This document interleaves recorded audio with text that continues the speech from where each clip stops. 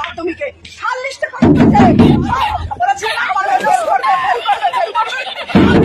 দেখিয়ে দিলাম আমার পাস করেছে।